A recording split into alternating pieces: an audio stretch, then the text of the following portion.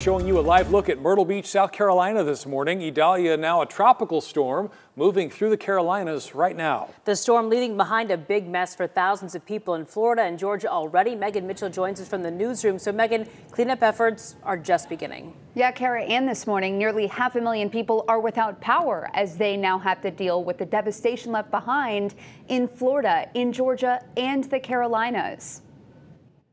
That car's flying!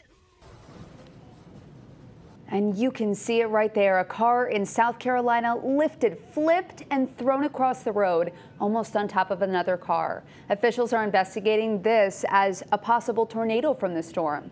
This is what people are dealing with, though, in Georgia, South Carolina, even parts of North Carolina. Strong winds tore through houses, the roofs off of them, businesses. There's down trees and power lines just spewing all over the roads. And in Florida, a gas station ripped right out of the ground. Another major issue, though, is that flooding. And this is a big issue because of that storm surge.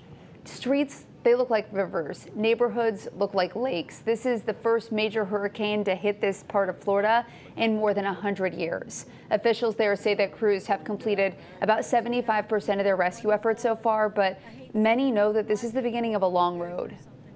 Every car that drives by, everybody's looking up because they're looking at somebody coming to help. Somebody coming, and everybody's looking. And you know what? Everybody appreciates a little bit of a smile. It's a nonverbal embrace, and people appreciate knowing they haven't been forgotten about.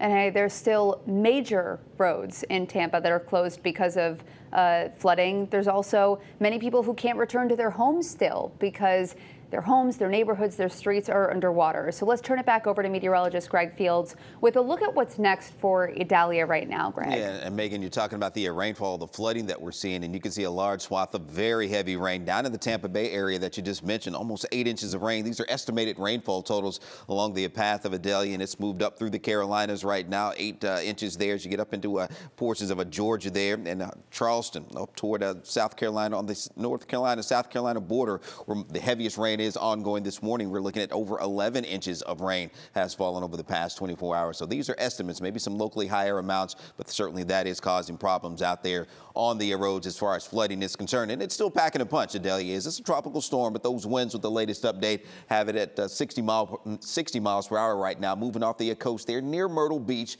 and southwest of Wilmington in North Carolina. So it's kind of right on the border there. It's going to continue on that northeast and northeasterly trek, taking it out into the Atlantic a little bit later today. So that will move it offshore, but still going to be seeing some heavier rains and that isolated tornado threat along the outer banks of the Carolinas where we're seeing the heavier rain right now. And you see the green boxes indicating the flash flooding, the warnings that are in effect in those areas as well. So here's the track. Takes it out into the Atlantic as we get later into today. By lunchtime, it will be out in the open waters of the Atlantic and still packing that tropical storm strength. Then it takes a turn a little farther south and may be impacting portions of Bermuda as we get into the holiday weekend. So we may be talking more about Idalia here even as we head into the next few days.